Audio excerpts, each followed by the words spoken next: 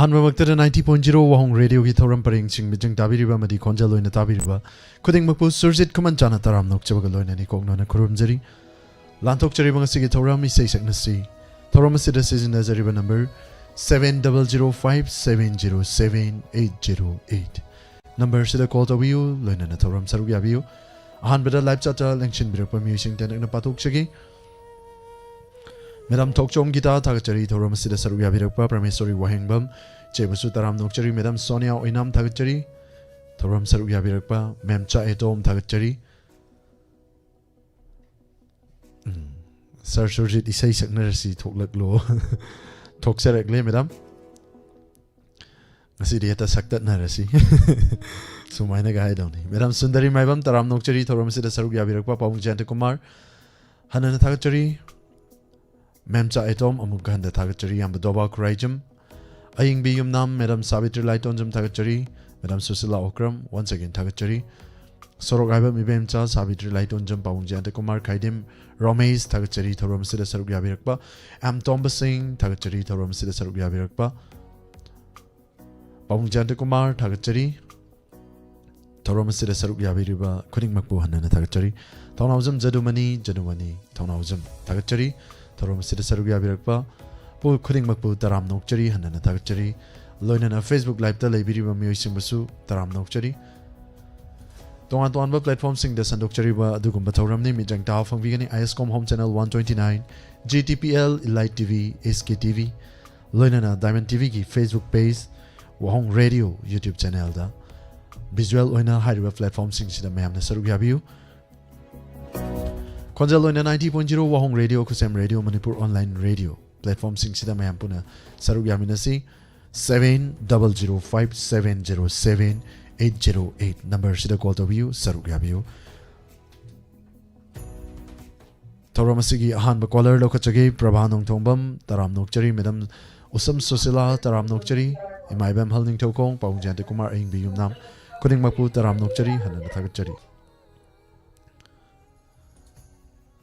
Inauguraba Kuman Sir Lystrom the King Binasaki Devi Atokwa Madam Basu Hanana Tagachari Tauramasigi Ahan Bakolar Yangminasi Karamba Lamdagi Karamba Mui Call to Virakpa Saruk Yabirakpa Mampuna Taminasi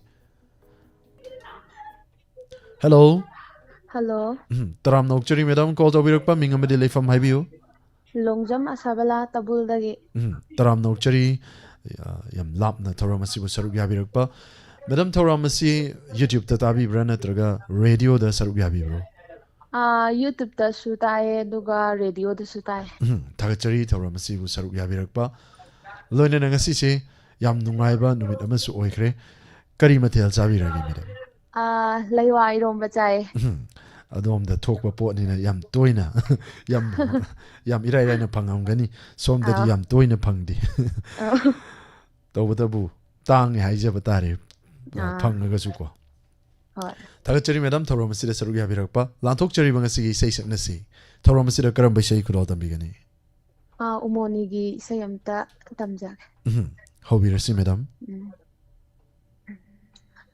Mera Thagi Shanare Marakshida Mera Thagi Shanare Marakshida Shanalaiba Manipurgi Ningol Pumnama Magum Maupa Pumnamakna Chakau Jaba Thashida Harau Minoka Loinana Mapam Lamdam Dhala Jabatha Harau Minoka Loinana Mapam Lamdam Dhala Jabatha Mera Thagi Shanarai Marakshida Angang Oiringai Matamda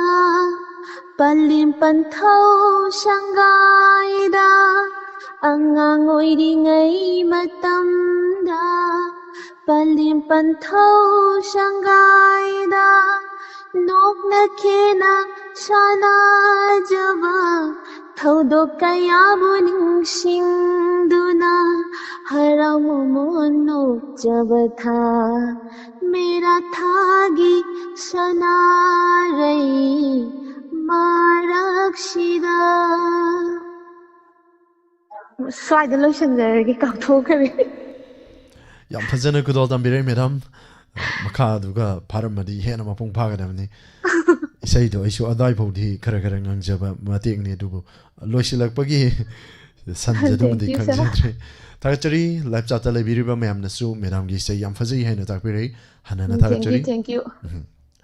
ꯊꯧꯔꯝ ꯑꯁꯤꯕꯨ ꯃꯄꯨꯡ ꯐꯥꯍꯟꯕꯤꯔꯝꯕ ꯐꯥꯔꯁט colour ꯊꯧꯔꯝ ꯑꯁꯤꯒꯤ ꯃꯦꯗꯥꯝꯕꯨ ꯍꯟꯅ ꯊꯥꯒꯠꯆꯔꯤ life ꯆꯥꯠꯇ ꯂꯩꯕꯤꯔꯤꯕ ꯃꯌꯥꯝꯅꯁꯨ ꯊꯥꯒꯠꯄꯤꯔꯛꯄ ꯈꯨꯗꯤꯡꯃꯛꯄꯨ ꯍꯟꯅ ꯊꯥꯒꯠꯆꯔꯤ ꯂꯣꯏꯅꯅ ꯅꯧꯅ ꯆꯪꯕꯤꯔꯛꯂꯤꯕ ꯐꯦꯁꯕꯨꯛꯇ ꯅꯧꯅ ꯌꯧꯁꯜꯂꯛꯄ ꯃꯤꯑꯣꯏꯁꯤꯡ ꯇꯦꯟꯇꯛꯅ ꯄꯥꯊꯣꯛꯆꯒꯦ ꯃꯦꯗꯥꯝ ꯅꯦꯅꯥ ꯀꯥꯕ꯭ꯔꯝꯕꯝ ꯁꯔ ꯂꯥꯏꯁ꯭ꯔꯝ ꯇꯈꯤꯡ ꯏꯅꯥꯎꯒꯣꯔꯣꯕ ꯇꯔꯥꯝ ꯅꯣꯛꯆꯔꯤ ꯊꯧꯔꯝ ꯑꯁꯤꯗ ꯁꯔꯨꯛ ꯌꯥꯕꯤꯔꯛꯄ ꯔꯥꯙꯤꯀꯥ ꯆꯟ ꯑꯦꯂꯥꯡꯕꯝ ꯅꯤꯔꯨ ꯕꯦꯝꯃ ꯏꯆꯟꯁꯦ ꯃꯇꯝ ꯈꯔ ꯂꯣꯠꯂꯨꯔꯦ ꯀꯔꯤ ꯂꯩꯕꯅꯣ ꯈꯪꯗꯦ ꯉꯁꯤ ꯅꯧꯍꯧꯅꯅ ꯑꯃꯨꯛ ꯂꯥꯏꯞ ꯆꯥꯠꯇ ꯊꯦꯡꯅꯖꯕ ꯇꯔꯥꯝ ꯅꯣꯛꯆꯔꯤ ꯏꯆꯟ ꯊꯧꯔꯝ ꯑꯁꯤꯗ ꯁꯔꯨꯛ ꯌꯥꯕꯤꯔꯛꯄ ꯈꯝꯅꯥꯝ Shantibala Madam Bina Saki Devi Atokpam Sir Laisrum Taking Inauguro Kuman Hanana Thakchari Thoramasigi and Isuba Collar Amuk Lokachagi Madam Kananu Minasi Promissory Wahangba Madam Padmadevi Madam Susila Okramusum Susila Yambadoba Krajam Prabanong Tongbam Thakchari Promissory Wahangbam Once again Thakchari Saruk Yavirak Liba Kudingmak Naurem Chechobi Nechobi Thakchari Thoramasida Saruk Yavirakpa Chechobi Nechobi Mayamgi Chechobi Amadi Mayamgi Nechobi Hi Daddy. Aying Biyumnam Thakchari Thoramasida Saruk Yavirakpa Madam Susila Okram Gunesori Raskumari Thakchari Mutum Pramila Thoramasida Saruk Yavirak Liba Kudingmakpu Hanana Thakchari Nene Rosmani Endrambam Madam Kavrambam Sofia Thakchari Thoramasida Saruk Yavirakpa Mutum Pramila Thakchari Matangi Call Lokachagi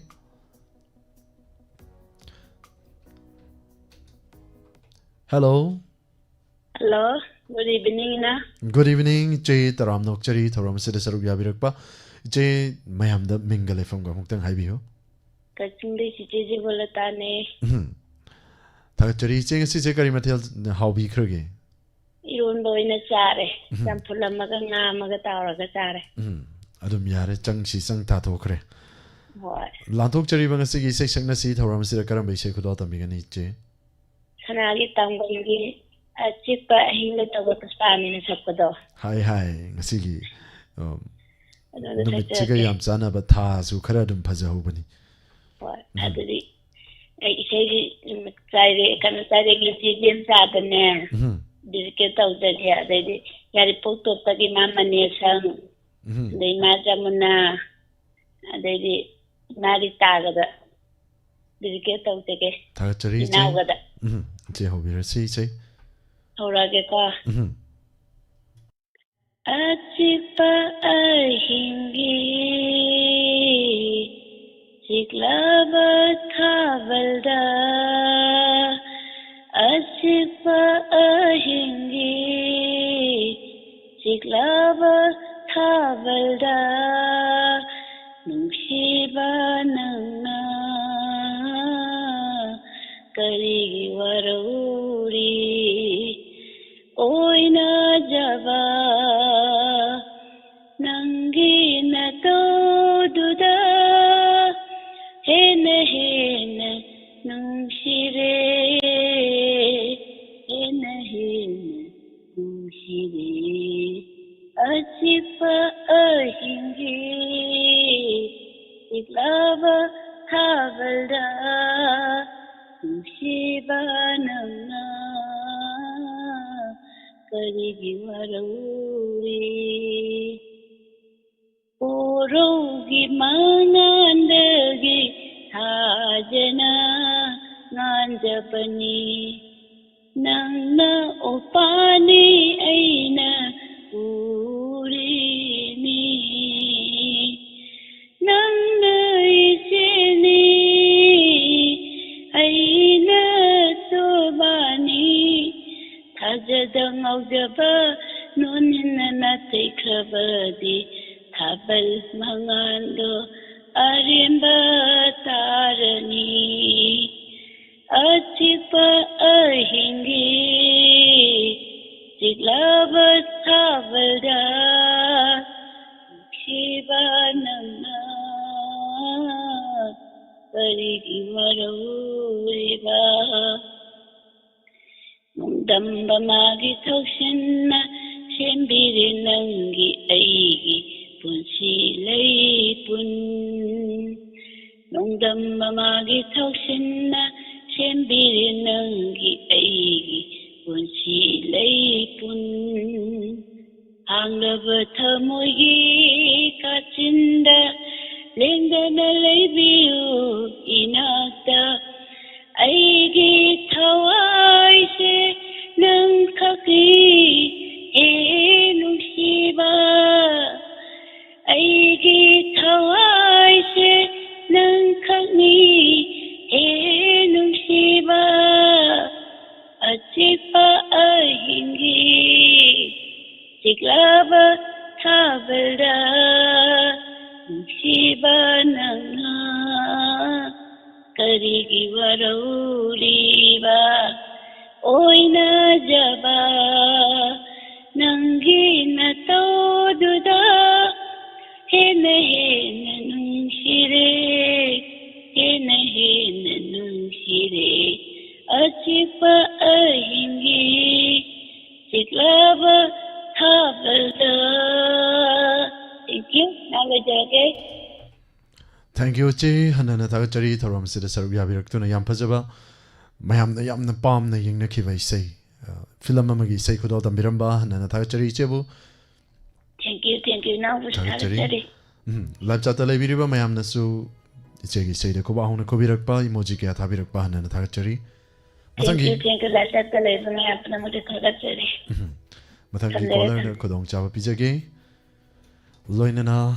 Sir Namai Rakum Tong Lane, Taram Nokchari, Premchan Maitei, Sir Vasu Hanana Tagachari, Thoram Sida Sarubya Birakpa, Madam Carbon Sophia, Imai Holding Tokums, Sonia Oinam, Brava Nong Tombam Tagachari, Thoram Sarubya Birakpa, Binatodam, 18, Taram Nokchari Nene, Rosmani, Tagachari, Thoram Sida Sarubya Birak, Liba Kuding Mak, Tokchom Gita, Devi Tagachari, Madam Sonia Oinam, Subadani Yumnam, Nene Rosmani and Drembam, Kuding Makbu, Hanana Tagachari, Sarubya Birakpa.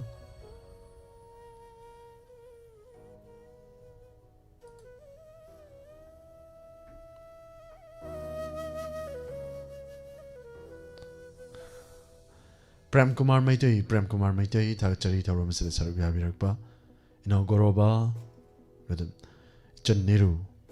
Sir, all I lot the exam study over the program yoba pang the vein program the owning but over the wist na isn't exam duna su exam to su yam maruiba exam neduna them no nini laptop by Kasukai de Aduga sang labakan yarabakan that them yabirakpa Hanana Tagachari Santi Sanabum Taram Nokchari Pong Aribam Ganasiam Nachana Taram Nokchari Hanana Tagachari Sana Tombi, Sorok Haibam Tagachari, Elangbam, Kamala, Madam Sutaram Nokchari, Sir Champion Luwang, Sir Sutaram Nokchari, Hanana Tagachari, Toramasigi, Matangi, Collar, Lokachagi, Karambishay, Kudotam Birakbayang Minasi, Imabimala Concham, Tagachari. Hello. Hello, sir. Taram Nokchari, Madam, called the Birak by Sagi Ming Amadile from Highview. Langmai take the game, Madam Mangal Sana, Taram Nokchari, Toromasida Sarubya Birakpa, Nasigi Lantokchari by Say Sagnasi, Toromasida Karambisi, Ma'am the Tahan Bigani, Madam. Hi, Kongum Drava Facebook. Facebook, a cedar book called Wungam Deco. Naktangi, Muni, put among Matapa. Amukariano post lady, Karamba, Birial Chat Creanamo, Mayam Zinamu, Kit am Namamu, Yang Nadwin, Yampazava, Isaini, Madame the Lantok Pirakadava. Tamina si ma'am, Madam Isay ko doon tambiyo. Nang nalap na tanda, samnalay kabasyo, limba nalay, nusiba nambuy nata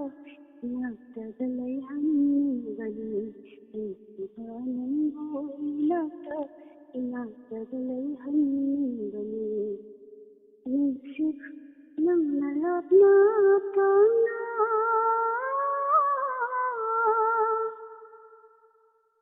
khang hau da hum la khiwa malang ke sa hum na khang hau da la hum la khiwa malang ke sa hum na một mình ma cho hai ta môi ma cho cặp hai một mình ma cho hai ta môi ma cho cặp hai nên đi hôn bằng mà lăng bao nên đi đắm mong lăng đó nên đi xịt bằng mà lăng bao nên đi đắm lăng đó nung xì ba lăng bao ina to ina ta đây hai nung bani nung xì ba lăng bao ina to ina ta đây hai nung bani nung siêu đông thăng ra ba bùi chi करे के सिंगारोगी मैं क्षमा बो मैं सकता नहीं हूँ लबा कुछ ओए दियो को नन्ना तेरे हुम्बो बारंबो तेरे मीना दो पप्पा फेंगायो किंकानी नंग नुसी बनंगी नंग सबुई तेना थकोरे तेरा मीना दो पप्पा फेंगायो किंकानी नंग नुसी बनंगी नंग सबुई तेना थकोरे नुसी नंगो इनाता इनाता दई हारिन बनी नुसी नंगो इनाता इनाता दई हारिन बनी वक़्त पसंद रबा खल नफम नहीं रबा ऐकी पोही वक़्त संथा जबतना खंजवानी नंगा इनफीबो रेबहुल लैरंगा कादा संबल ओए खन्ना ते खोसा नुसी बनंगो इना नुसी बादे हुंगोय लैरंगा कादा संबल ओए खन्ना ते खोसा नुसी बनंगो इना नुसी बादे हुंगोय नुसी बनंगो इना तो इना तदले हालिन बनी नुसी बनंगो इना तो इना तदले हालिन बनी चालू चुंगरी Thank you, madam. Yam fazana isay kudo tambirakba hanana thagachari. Loinana live chata madam gi sayda koba hona kubirakba madi like to birakba kuding makpo hanana thagachari. Yam fazana kudo tambirai madam hanana thagachari. thank you mayam du thagachen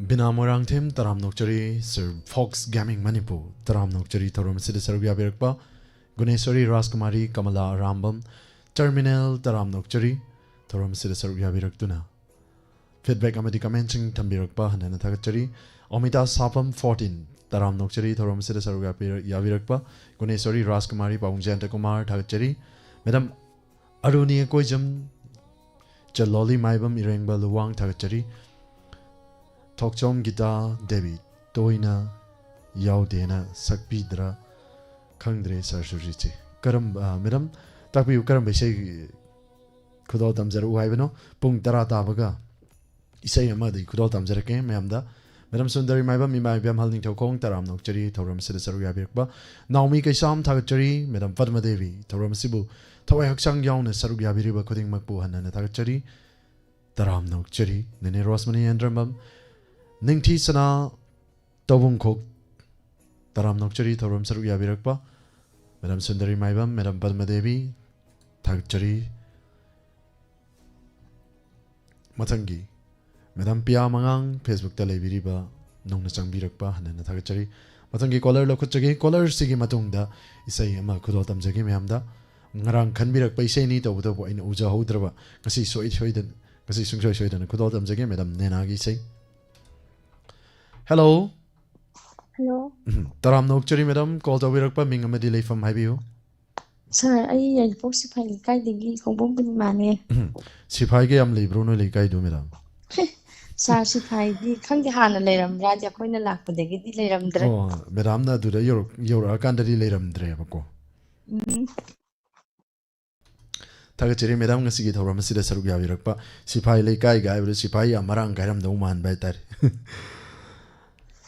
ꯀꯔꯤ ꯃꯊꯦꯜ ꯍꯥꯎꯈ꯭ꯔꯒꯦ madam ꯉꯁꯤꯁꯦ ꯁꯥꯔ ꯉꯁꯤꯗꯤ ꯏꯔꯣꯟꯕ ꯑꯣꯏꯅ ꯆꯥꯖꯔꯦ ꯏꯔꯣꯝꯕ ꯑꯣꯏꯅ ꯍꯥꯎꯊꯣꯛꯈ꯭ꯔꯦ ꯑꯗꯣ ꯂꯥꯟꯊꯣꯛꯆꯔꯤꯕ ꯉꯁꯤꯒꯤ ꯊꯧꯔꯝ ꯑꯁꯤꯗ ꯀꯔꯝꯕ ꯏꯁꯩ ꯈꯨꯗꯣꯜ ꯇꯝꯕꯤꯒꯅꯤ ꯃꯣꯔꯣꯛ ꯁꯥꯔꯦ ꯀꯥꯟꯅ ꯁꯦꯠ ꯁꯣꯡꯗꯤ ꯇꯧꯕꯤꯔꯛꯀꯅꯨ ꯃꯦꯗꯥꯝ ꯁꯥꯔ ꯏꯁꯩꯁꯦ ꯌꯥꯝ ꯀꯨꯏꯔꯦ ꯁꯛꯈꯤꯗꯕ ꯑꯗꯣ ꯍꯩꯇꯦ ꯑꯗꯣ ꯃꯇꯦꯛ ꯑꯃꯇꯪ ꯁꯛꯆꯔꯛꯀꯦꯅ ꯇꯧꯔꯛꯏꯅꯦ ꯊꯥꯒꯠꯆꯔꯤ ꯃꯦꯗꯥꯝꯒꯤ ꯏꯁꯩꯗꯨ ꯀꯔꯝꯕ ꯏꯁꯩꯅꯣ ꯍꯧꯕꯤꯔꯁꯤ ꯁꯥꯔ ꯁꯛꯂꯛꯑꯒꯦ ꯉꯥꯎꯏ ꯁꯣꯟꯅꯔꯤꯕ ꯃꯦꯔꯥꯒꯤ ꯄꯨꯔꯅꯤꯃꯥ ꯁꯨꯝꯍꯠꯂꯤ ꯍꯥꯏꯅꯔꯤꯕ ꯃꯥꯒꯤ ꯐꯖꯕ ꯀꯜꯂꯛꯎꯗꯦ ꯑꯩꯅ ꯐꯥꯎꯔꯨꯗꯦ ꯅꯤꯡꯕ ꯀꯜꯂꯛꯎꯗꯦ ꯑꯩꯅ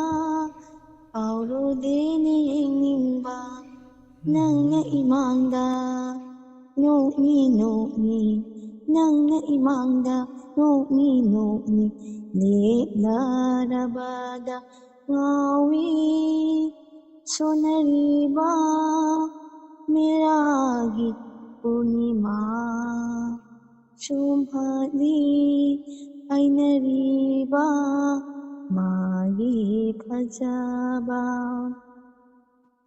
ꯇꯥꯝꯅꯥꯒꯤ ꯅꯨꯡꯁꯤꯔꯕ ꯈꯣꯟꯖꯦꯜ ꯄꯨꯛꯅꯤꯡ ꯍꯨꯔꯕ ꯏꯁꯩꯒꯤ ꯈꯣꯏꯗꯥꯔꯨꯗꯦ ꯑꯩꯅ ꯄꯣꯛꯂꯨꯗꯦ ꯅꯤꯡꯕ ꯊꯃꯣꯏꯕꯨ ꯁꯨꯝꯂꯤꯕ ꯅꯪꯒꯤ ꯅꯥꯎ ꯁꯨꯝ ꯏꯁꯩꯗ ꯁꯥꯔ ꯀꯥꯎꯊꯣꯛꯈ꯭ꯔꯦ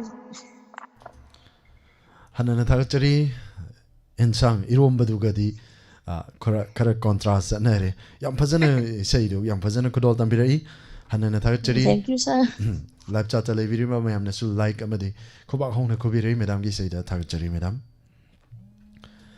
ꯀꯣꯜ ꯇꯧꯕꯤꯔꯛꯂꯤꯕ ꯀꯣꯂꯔ ꯉꯥꯏꯍꯥꯛꯇꯪ ꯄꯥꯏꯕꯤꯌꯨ ꯏꯁꯩ ꯑꯃꯇꯪ ꯃꯌꯥꯝꯗ ꯈꯨꯗꯣꯜ ꯇꯝꯖꯔꯛꯀꯦ ꯁꯣꯏꯈꯤ ꯂꯥꯟꯈꯤꯕ ꯌꯥꯎꯔꯒꯁꯨ ꯃꯌꯥꯝꯅ ꯏꯁꯀꯦꯜꯁꯦ ꯑꯋꯥꯡꯕ ꯏꯁꯩꯅꯤ ꯃꯦꯗꯥꯝꯅ ꯈꯟꯕꯤꯔꯛꯈꯤꯕ ꯉꯔꯥꯡꯒꯤ ꯏꯁꯩ ꯈꯨꯗꯣꯜ ꯇꯝꯖꯒꯦ ꯂꯣꯂꯤ ꯃꯥꯏꯕꯝ ꯊꯥꯒꯠꯆꯔꯤ ꯌꯥꯝ ꯁꯔ ꯏꯔꯦꯡꯕ ꯂꯨꯋꯥꯡ ꯊꯥꯒꯠꯆꯔꯤ ꯏꯃꯥ ꯕꯤꯃꯂꯥ ꯀꯣꯟꯁꯝ ꯖꯤꯝꯄꯨ ꯅꯣꯡꯃꯥꯏꯊꯦꯝ ꯊꯥꯒꯠꯆꯔꯤ ꯊꯧꯔꯝ ꯑꯁꯤꯗ ꯅꯧꯅ ꯆꯪꯕꯤꯔꯛꯄ ꯊꯝꯕꯥꯜ ꯇꯣꯡꯕꯤ ꯂꯣꯏꯇꯣꯡꯕꯝ ꯇꯔꯥꯝ ꯅꯣꯛꯆꯔꯤ ꯅꯦꯅꯦ ꯔꯣꯁꯃꯅꯤ ꯆꯦꯔꯣ ꯂꯣꯂꯤ ꯃꯥꯏꯕꯝ ꯊꯣꯛꯆꯝ ꯒꯤꯇꯥ ꯗꯦꯕꯤ ꯊꯥꯒꯠꯆꯔꯤ ꯏꯁꯩ ꯑꯃꯇꯪ ꯈꯨꯗꯣꯜ ꯇꯝꯖꯒꯦ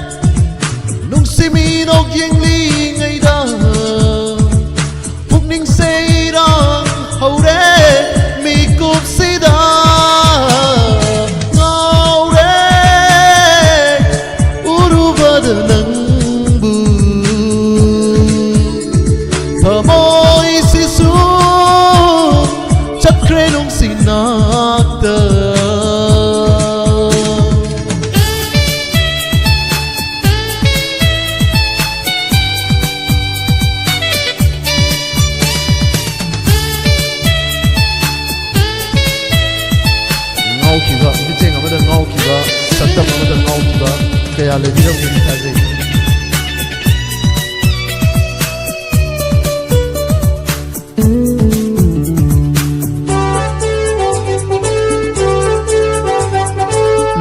lona yenglakliba samlanglaki mityeng adubu urubadagi haifam tawfam khangdana irang langi aigi pukning sei leitan bidare ikau lang la thamoy asina ngai ri ai bu nong si hai rak pa ngau re urubadanang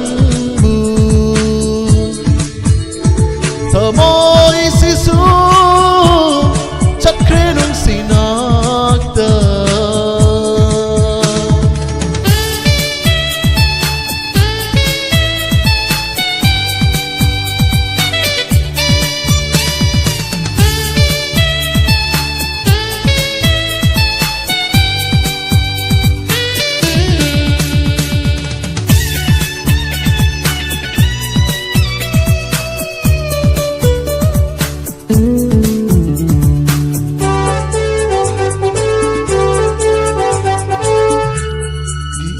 khuding oiri aigi punsi asigi hingbay mamal Chakrabadi thadokuna sengla aigi thamoy asibu nangna ubidana Oy haurani aigi punsi seng mamal laitra khong chakki wari ngaure urubadanang Thamoy sisu chakre nung sinakta Kamjaba sungam haudare Nung siminok yengli ngay da Pukning sayrang haure mikup sida Ngaure urubadanang Thamoy sisu chakre nung sinakta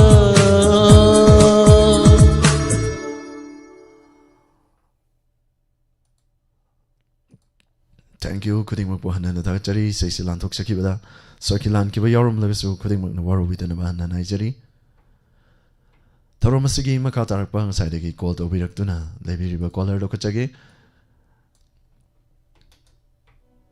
Hello Hello. Taram nokchari sir call to birakpa sir ming amadi lefam hayu Good evening, Sir Sujit. Good evening I Ninkem Kasibum ni Samramaning Kaidigi. Hi sir matam kharagi matam Hi. matungda Tharom sarug ya birakpa taram nokchari sir Tagatchari. sir ngasi je kari mathel chabi kharagi Nasidi jang je koi tabak punba mayam haitare ko. Koi dinner makak pangthokre. Adani gamja jang koi da nganu macha khara chagre haitare ngasidi. Hi macha macha hai je kg kya na hori Adubo ai ji chaba yadre. Moi mayam ge kaino da haitare interest ta ko. Moi mayam ge encouragement ti voice sum yawra ba jani. Thagachari sir thoram sida ngasigi saruga birakpa sarwa hanana thagachari loinana lanthokchari bangasigi seisak nasi karambay sei khudol dambigani thoram sida Se khagi kaino gi taina film gi sei join sakar ke natina sakdo kai de dra. kaide Hai natina sakoi sei ne de aina sum sakara gi sei me ke phada bai ni ko. thagachari sir Okay. Khudol tandar ko yadra.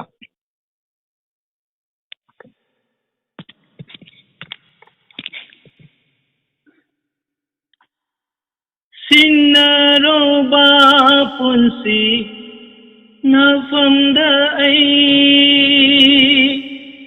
oiram le nang dimi namba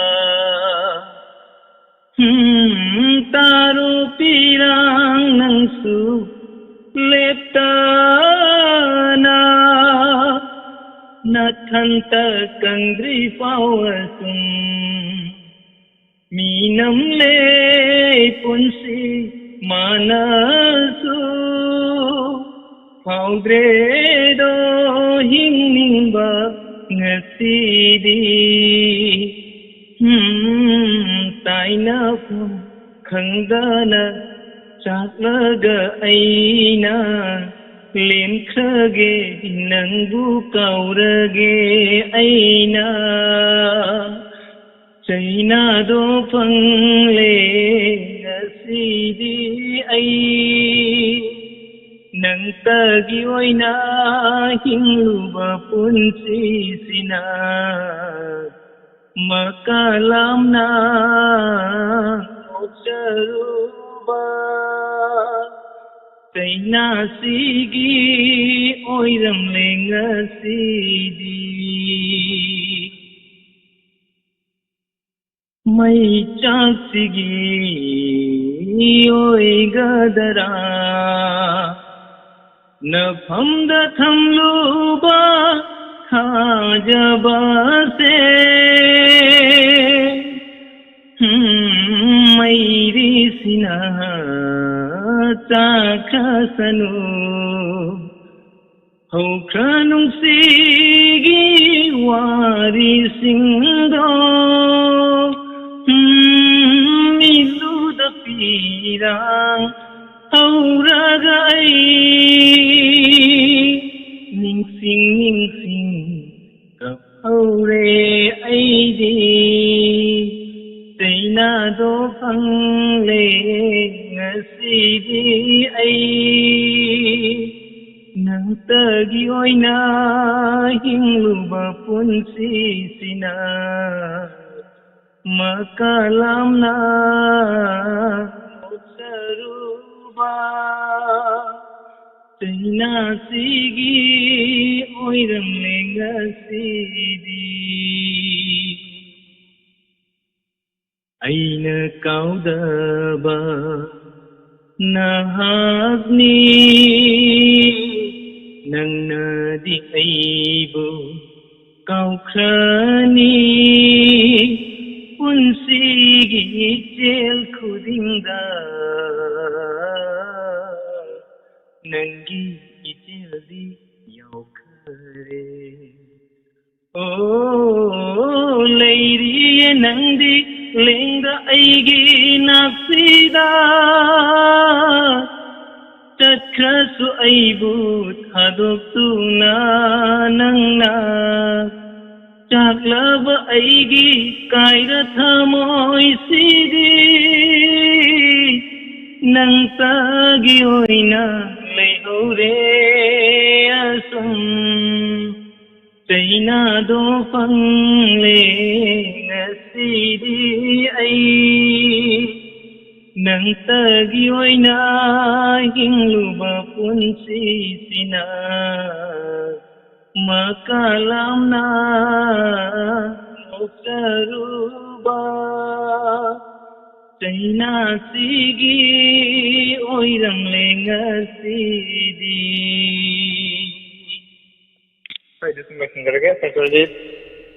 Thank you sir yam fazana isai kudo tambirakpa hanana thagachari isai si yamna fazana kudo tambirakre sir labcha ta lebiriba mayamna su sir gi se khubak hauna kubirei kuding makpusu thagachari live start lay biriba aduga radio bota biriba imabian sing jesus sing odan sing amati maru mapang sing pumna mungpu radio bota hawayang ta biriba sing ikai khumna bu usari amati nungai bu phungdok sari thagachari sir matangi caller da kudong chawa pizagi hanana thagachari sir ning time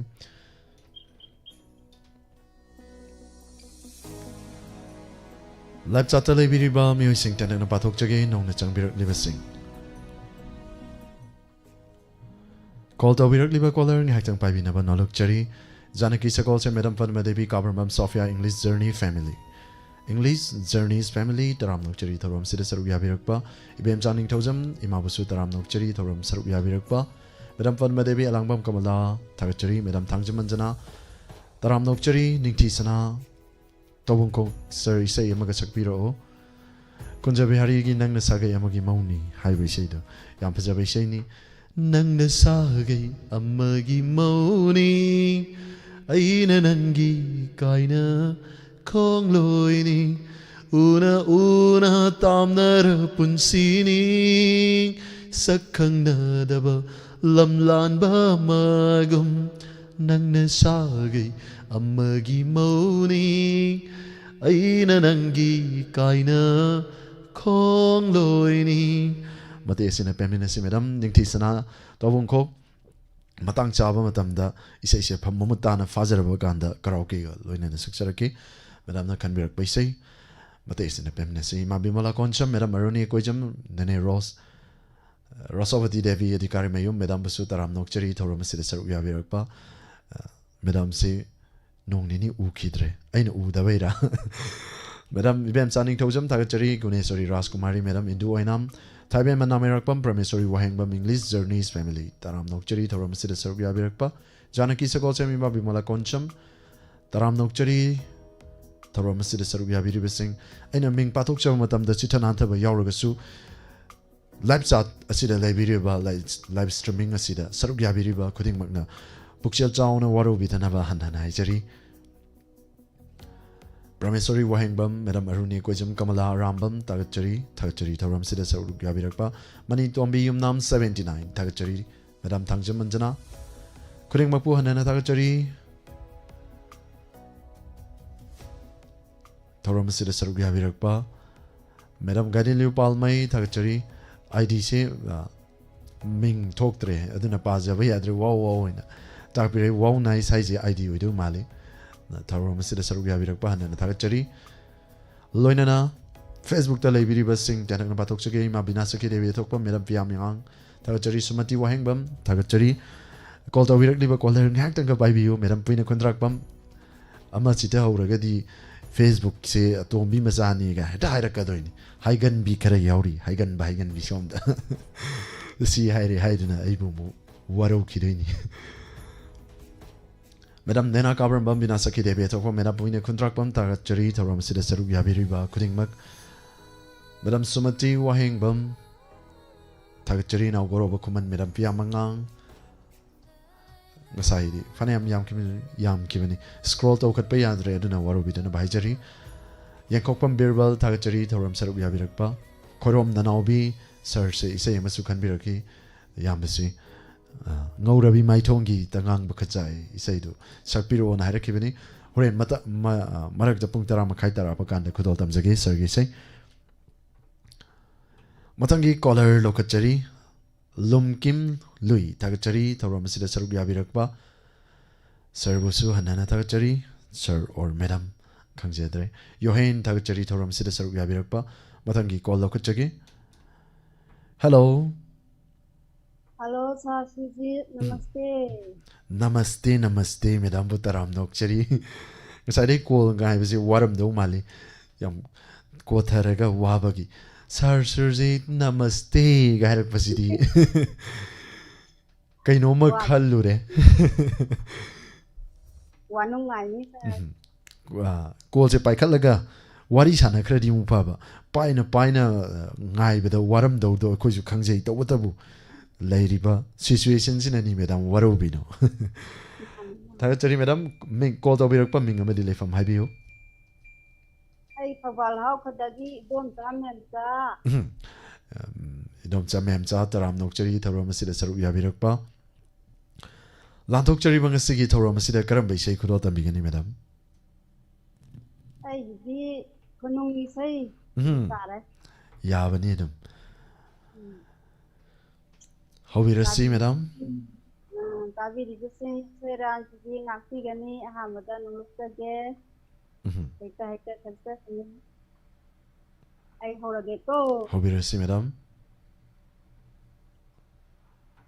mamom langlen masak thbi mapu laije hanbaga asum lakisanu asomdana kamdauri kege nongbal atha kunyan ba manai maksen single winner hairaga